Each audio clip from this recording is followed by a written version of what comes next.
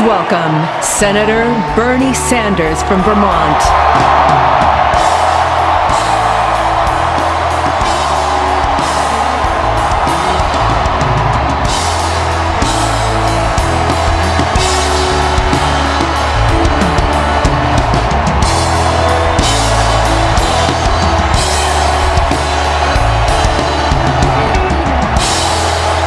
Thank you.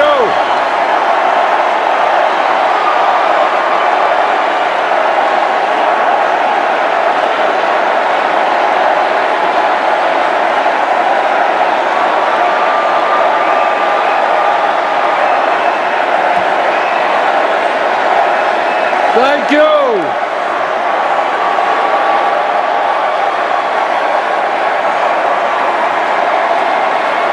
Thank you.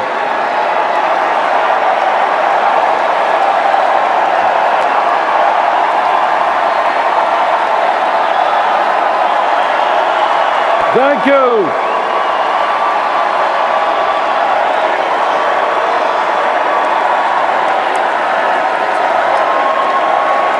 Thank you all very much.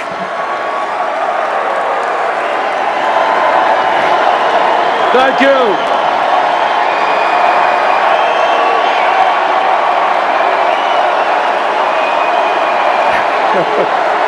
Thank you. Thank you very much.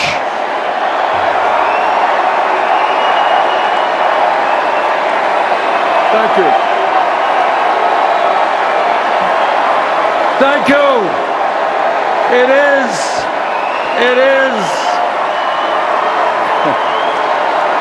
is an honor.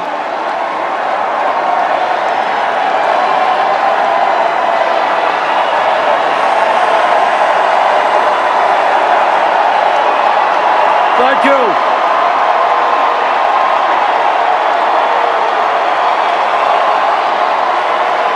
Thank you very much.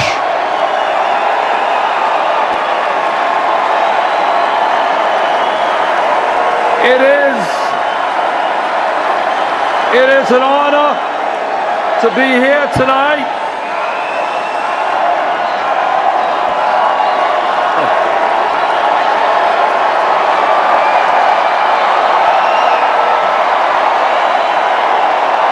Thank you.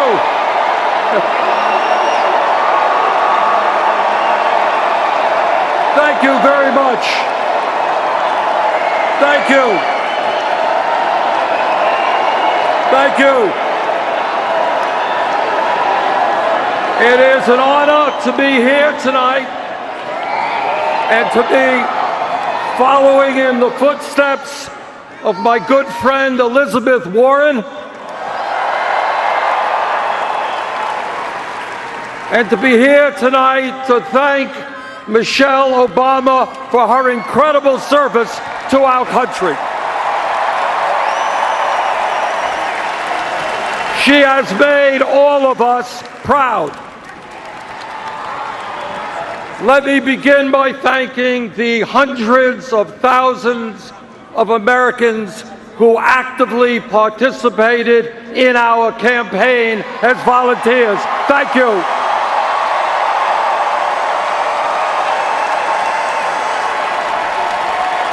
Let me thank the 2.5 million Americans who helped fund our campaign with an unprecedented 8 million individual campaign contributions.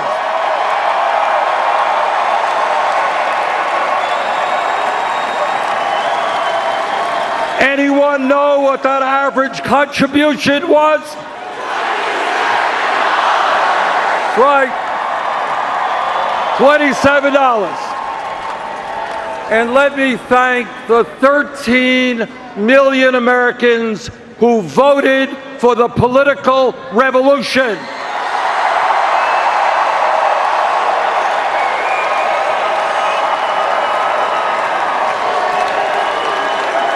Giving us the 1,846 pledged delegates here tonight.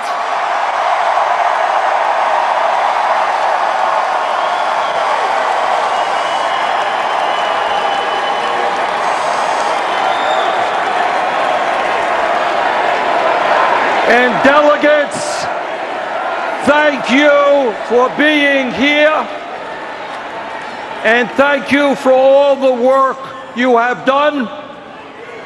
I look forward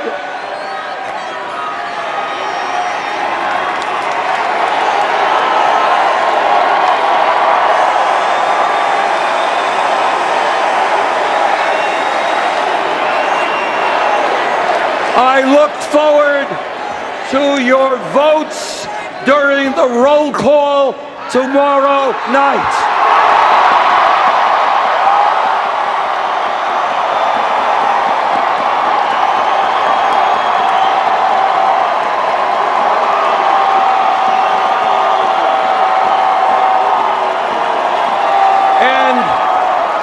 And let me offer a special thanks to the people of my own state of Vermont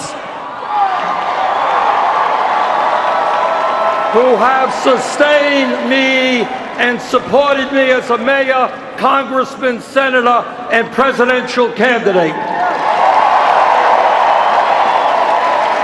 And to my family, my wife Jane, our 4 kids, and 7 grandchildren, thank you very much. I understand that many people here in this convention hall and around the country are disappointed about the final results of the nominating process. I think it's fair to say that no one is more disappointed than I am.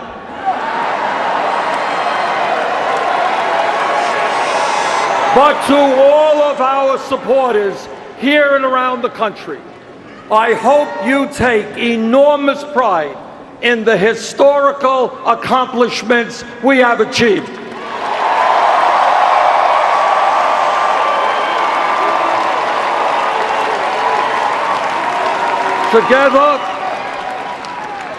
Together, my friends, we have begun a political revolution to transform America, and that revolution, our revolution, continues.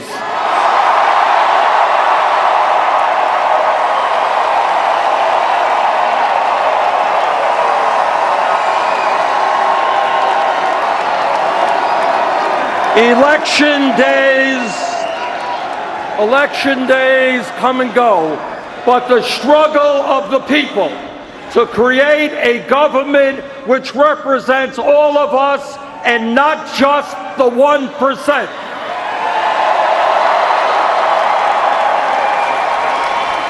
A government based on the principles of economic, social, racial, and environmental justice. That struggle continues.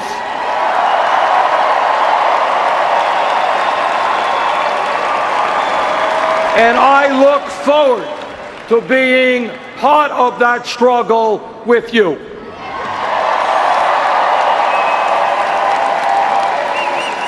Let me be as clear as I can be. This election is not about, and has never been about, Hillary Clinton or Donald Trump or Bernie Sanders or any of the other candidates who sought the presidency.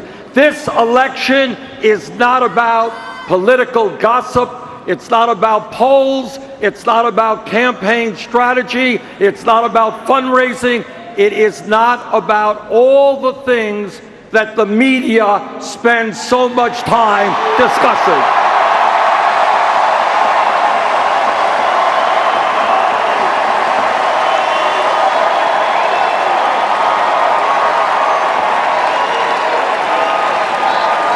This election is about and must be about the needs of the American people and the kind of future we create for our children and our grandchildren.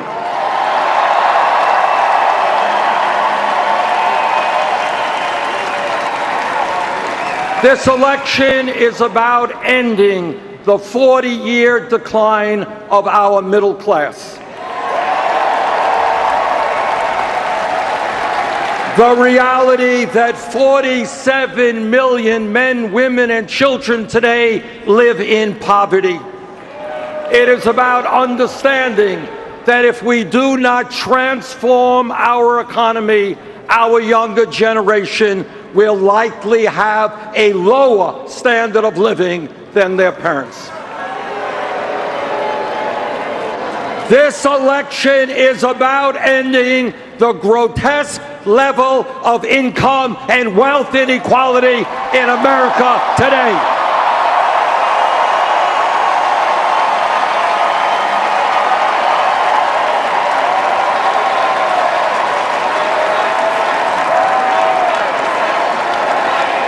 It is not moral, it is not acceptable, and it is not sustainable that the top 0.1% now owns almost as much wealth as the bottom 90%.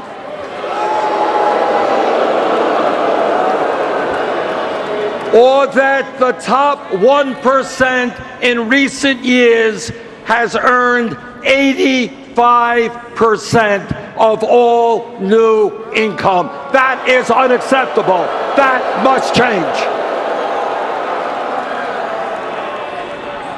This election is about remembering where we were 7.5 years ago when President Obama came into office after 8 years of Republican trickle-down economics.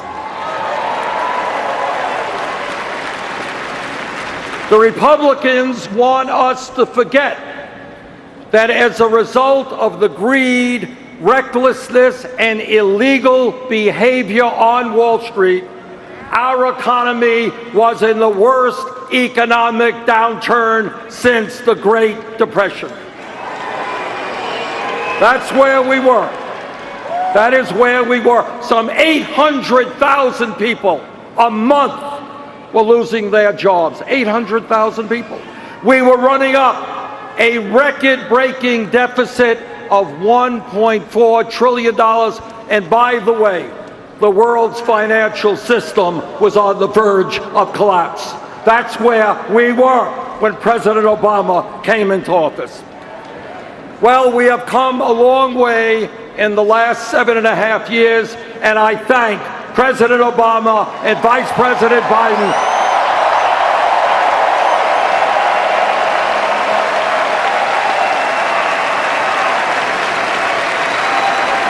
I thank them for their leadership in pulling us out of that terrible recession. Yes, we have made progress, but I think we can all agree that much, much more needs to be done.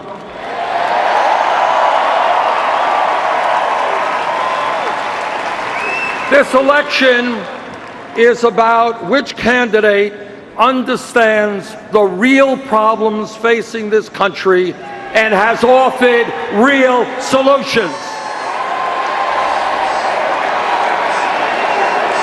Not just bombast, not just fear-mongering, not just name-calling and divisiveness. We need leadership in this country which will improve the lives of working families, the children, the elderly, the sick, and the poor. We need leadership which brings our people together and makes us stronger.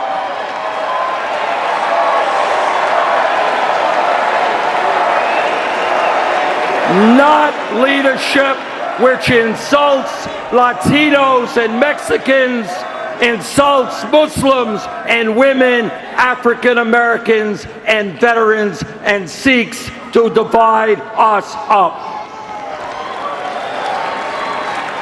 By these measures, any objective observer will conclude that based on her ideas and her leadership, Hillary Clinton must become the next President of the United States.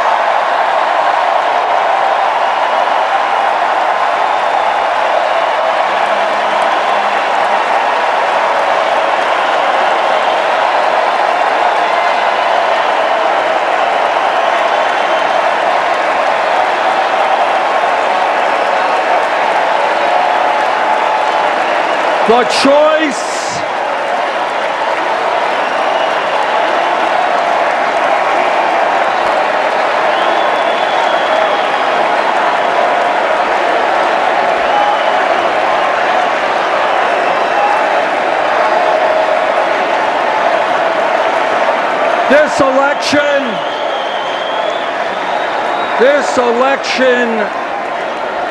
This election is about a single mother, a single mom I saw in Nevada, who with tears in her eyes told me she was scared to death about the future because she and her daughter were not making it on the $10.45 an hour she was earning.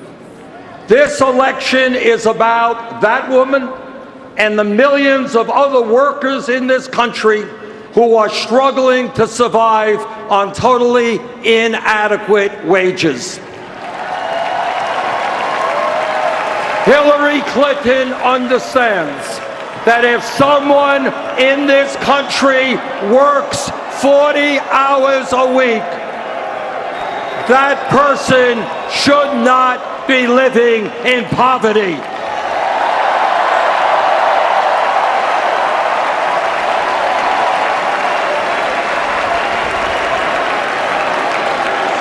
She understands that we must raise the minimum wage to a living wage.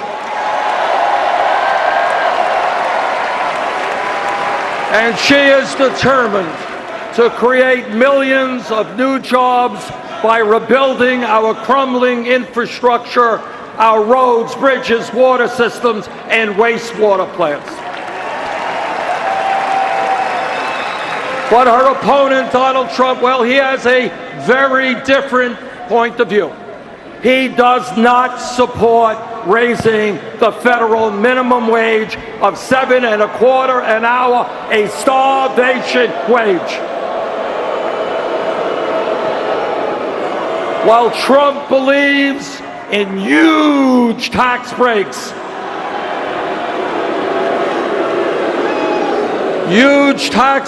for billionaires, he believes that states should actually have the right to lower the minimum wage below $7.25. Brothers and sisters, this election is about overturning Citizens United.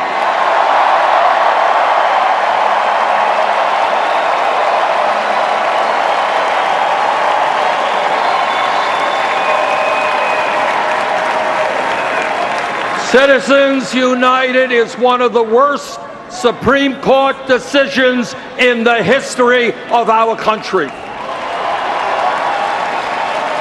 That decision allows the wealthiest people in America, like the billionaire Koch brothers,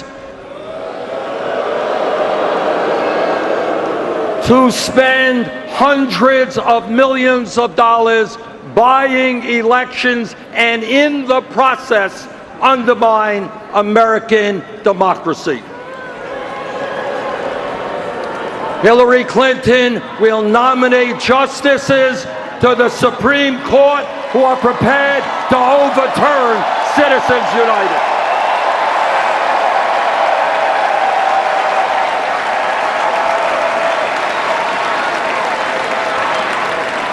And end the movement toward oligarchy that we are seeing in this country. Her Supreme Court appointments will also defend a woman's right to choose.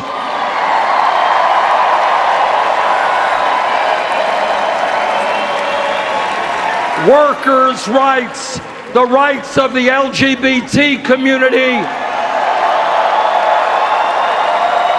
the needs of minorities and immigrants, and the government's ability to protect our environment. If you don't believe that this election is important, if you think you can sit it out take a moment to think about the Supreme Court justices that Donald Trump would nominate.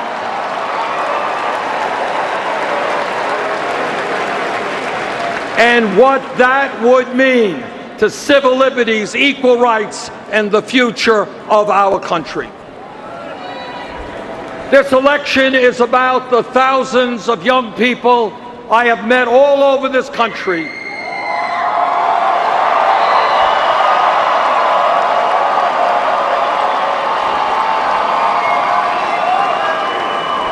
the thousands that I have met who left college deeply in debt, and tragically the many others who cannot afford to go to college. During the primary campaign, Secretary Clinton and I both focused on this issue, but with somewhat different approaches. Recently, however, we have come together on a proposal that will revolutionize higher education in America.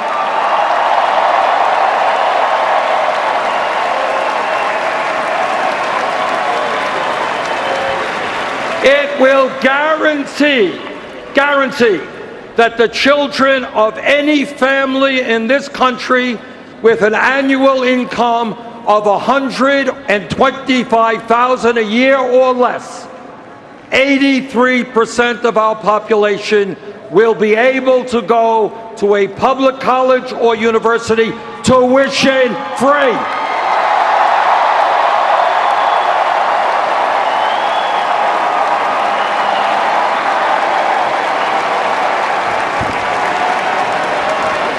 That proposal also substantially reduces student debt.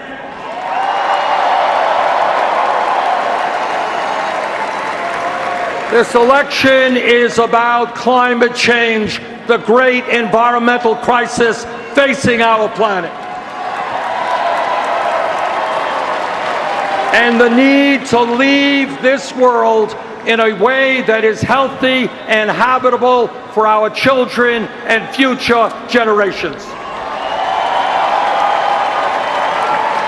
Hillary Clinton is listening to the scientists who tell us that unless we act boldly to transform our energy system in the very near future, there will be more drought, more floods, more acidification of the oceans, more rising sea levels.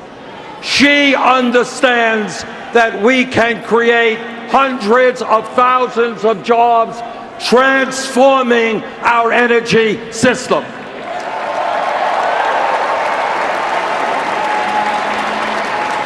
Donald Trump, well, like most Republicans, he chooses to reject science. He believes that climate change is a hoax, no need to address it. Hillary Clinton understands that a president's job is to worry about future generations, not the profits of the fossil fuel industry.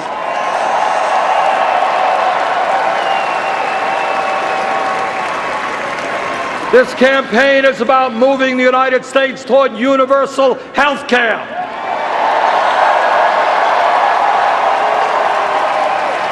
And reducing the number of people who are uninsured or underinsured. Hillary Clinton wants to see that all Americans have the right to choose a public option in their health care exchange. She believes that anyone 55 or older should be able to opt in to Medicare.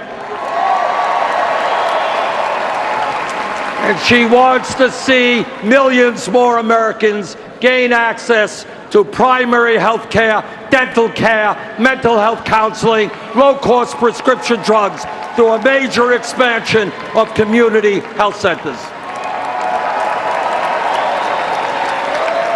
And what is Donald Trump's position on health care? Well, no surprise there. same old Republican contempt for working families. He wants to abolish the Affordable Care Act, throw 20 million people off of health insurance,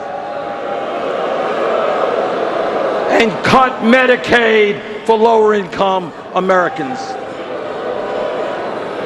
Hillary Clinton also understands that millions of seniors, disabled vets, and others are struggling with the outrageously high cost of prescription drugs, and the fact that Americans pay the highest prices in the world for the medicine we use. She knows that Medicare must negotiate drug prices with the pharmaceutical industry. And that drug companies should not be making billions in profit when 1 out of 5 Americans are unable to afford the medicine they need. The greed of the drug companies must end.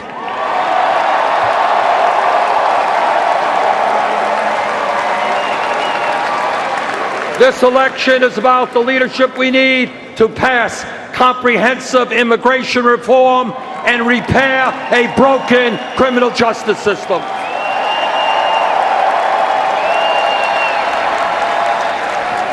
It's about making sure that young people in this country are in good schools and at good jobs, not rotting in jail cells.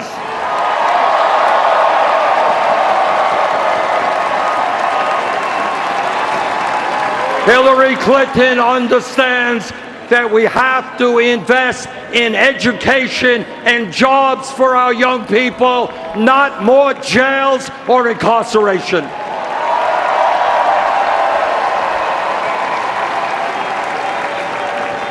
In these stressful times for our country, this election must be about bringing our people together, not dividing us up. While Donald Trump is busy insulting one group after another, Hillary Clinton understands that our diversity is one of our greatest strengths.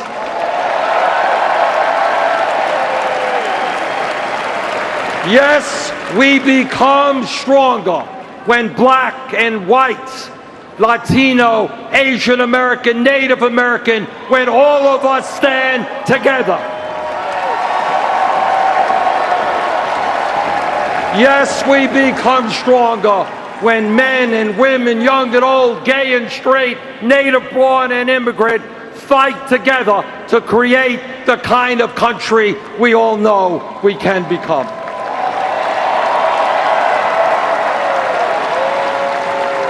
It is no secret that Hillary Clinton and I disagree on a number of issues.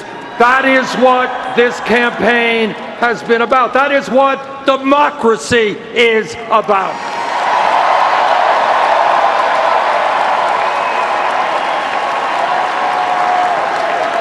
But I'm happy to tell you that at the Democratic Platform Committee, there was a significant coming together between the two campaigns, and we produced by far the most progressive platform in the history of the Democratic Party.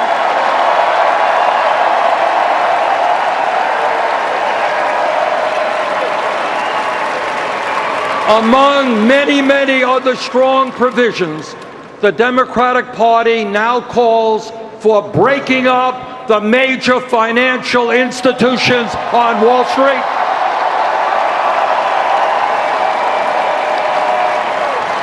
and the passage of a 21st century Glass-Steagall Act.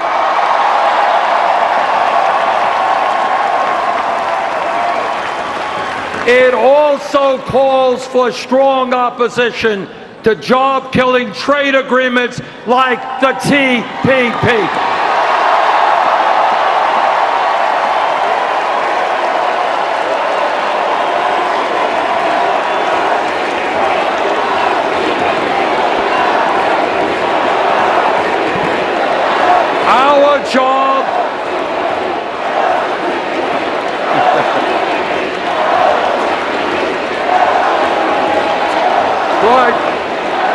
We have got to make sure that CPP does not get to the floor of the Congress in the lame duck session.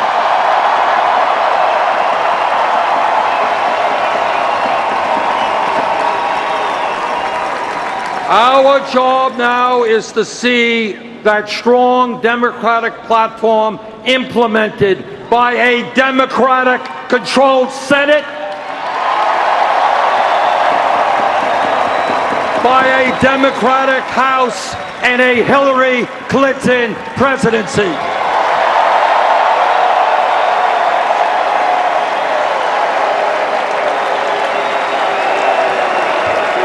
And I am going to do all that I can to make that happen.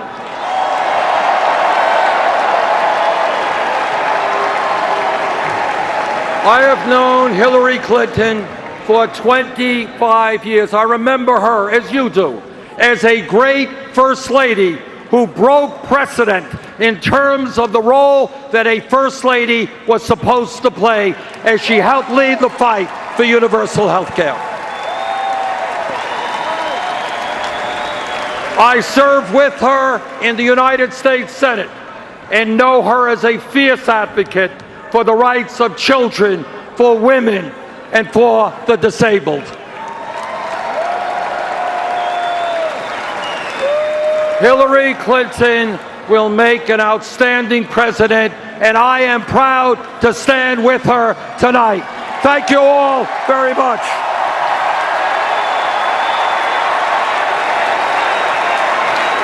Senator Bernie Sanders, perhaps the most important speech of the night in terms of trying to unify this convention. David Axelrod, did he do it? Well, I thought it was a very valiant effort. Anybody who thought he was going to come here and make a half-hearted speech, he did not. This was a full-throated endorsement of Hillary Clinton. He made the case to his supporters as to why he felt it was important. And I don't think he hedged in any way. You know, there was a little bit of a hesitancy, I thought, in his original endorsement when they first appeared together. There was none of that here. This was as good as she could have hoped for.